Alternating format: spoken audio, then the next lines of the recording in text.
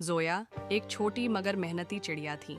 एक दिन उसे सूखे खेत में कुछ टमाटर के बीज मिले। क्यों ना मैं खुद की खेती करूं? इससे खाना भी मिलेगा और दूसरों की मदद भी कर सकूंगी। वह खेत साफ करने लगी। यह देखकर मोरू कबूतर हंस पड़ा। अरे जोया, तुम इतनी मेहनत क्यों कर रही हो? उड़ो फिरो मस्ती करो। मेहनत करने में क्या बुराई है? कल जब टमाटर उगेंगे तब देखना। धीरे धीरे वह अपने नुकीले पंजों से मिट्टी खोदने लगी। फिर उसने बीज बो दी और रोज पानी देने लगी। तोता टीटू, चिड़िया गिन्नी और चील चिरा भी पास से गुजरते, लेकिन कोई मदद को तैयार न हुआ। कुछ दिनों बाद छोटे छोटे पौधे निकल आए। जोया खुशी से नाच उठी। वाह, मेरी मेहनत रंग ला रही है। पर गर्मी तेज हो गई, पानी कम होने लगा। अगर बारिश ना हुई तो मेरे टमाटर सूख जाएंगे। उसने अपने पंखों से बादलों को निहारते हुए प्रार्थना की। तभी तोता टीटू बोला, इतना झंझट क्यों पाल लिया? जाओ, कहीं और से खाना ढूंढ लो। नहीं टीटू, यह मेरी मेहनत है, मैं इसे हारने नहीं दूंगी। जोया पास की नदी से पानी लाने लगी, लेकिन यह काम अकेले करना बहुत मुश्किल था। जोया टमाटर के पौधों की देखभाल में लगी थी। पौधे धीरे धीरे बड़े हो रहे थे, लेकिन गर्मी बढ़ती जा रही थी। तभी चील चिरा ऊपर से उड़ती आई। जोया, इतनी मेहनत करोगी फिर भी क्या मिलेगा? आसमान में उड़ो, मस्ती करो। अगर मैं मेहनत छोड़ दूं तो मेरे टमाटर कैसे उगेंगे? एक दिन जोया बहुत थक गई। उसने खुद से कहा, क्या मेरी मेहनत बेकार जाएगी? तभी अचानक आसमान में काले बादल घिर आए। तेज हवा चली और फिर झमाझम बारिश शुरू हो गई। जोया खुशी से नाच उठी। मेरे टमाटर बच जाएंगे। बारिश के बाद टमाटर के पौधे तेजी से बढ़ने लगे। जोया की मेहनत रंग ला रही थी। जोया के टमाटर के पौधे अब हरे भरे हो चुके थे। कुछ ही दिनों में उन पर छोटे छोटे हरे टमाटर भी उगाए। मेरे टमाटर बच जाएंगे। वाह, बस थोड़ा और इंतजार, फिर ये लाल और रसदार हो जाएंगे। अब वह और भी सावधानी से उनकी देखभाल करने लगी, लेकिन आसपास के पक्षियों को यह सब देख लालच आने लगा। एक दिन मोरू कबूतर वहां आया और टमाटरों को निहारने लगा। अरे, ये तो सच में टमाटर उगाए। इतने सारे टमाटर। जोया, क्या तुम इन्हें अकेले खाओगी? मैंने मेहनत की है, इसलिए पहले मैं खाऊंगी, फिर मैं दूसरों के साथ भी बांटूंगी। लेकिन यह सुनकर मोरू, टीटू और गिन्नी के मन में लालच आ गया।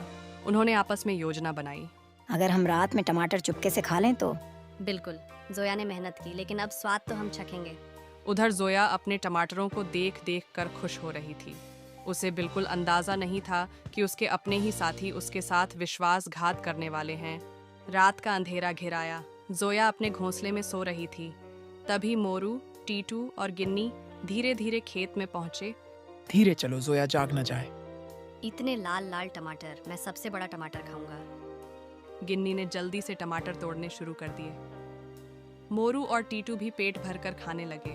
कुछ टमाटर तोड़कर उन्होंने अपने ठिकानों में छिपा लिए। सुबह हुई। जोया खेत पहुंची और यह देखकर सन्न रह गई। उसके टमाटर गायब थे। चारों तरफ टमाटर के छिलके और बीज बिखरे पड़े थे। मेरी मेहनत सब बर्बाद कर दी। तभी मोरू, टीटू और गिन्नी वहां आए। ये तुम लोगों ने किया है ना? अरे नहीं, हमें क्या पता। शायद कोई और खा गया होगा। जोया की आंखों में आंसू थे। उसने अकेले खेत तैयार किया, बीज बोए, पानी दिया और अब उसकी मेहनत का फल कोई और खा चुका था। वह चुपचाप आसमान की ओर देखने लगी। जोया टूट चुकी थी। उसकी मेहनत का एक भी टमाटर नहीं बचा था। भूखी प्यासी वह अपने उजड़े खेत को देखती रही। मैंने तो सोचा था कि मेहनत का फल मीठा होता है, लेकिन यहाँ तो मेरा सब कुछ लूट लिया गया। तभी आसमान में चील चिरा आई। जोया, तुम इतनी उदास क्यों हो? मेरे दोस्तों ने ही मेरा विश्वास तोड़ा। मेरी मेहनत पर उनका लालच भारी पड़ गया।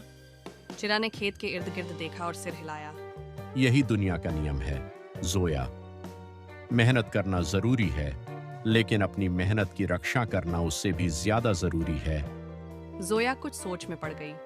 उधर मोरू, टीटू और गिन्नी टमाटर खाकर खुश थे, लेकिन जल्द ही उनका पेट खराब हो गया। उफ, हमने जल्दीबाजी में कच्चे टमाटर भी खा लिए। जोया को धोखा देकर हमने अच्छा नहीं किया।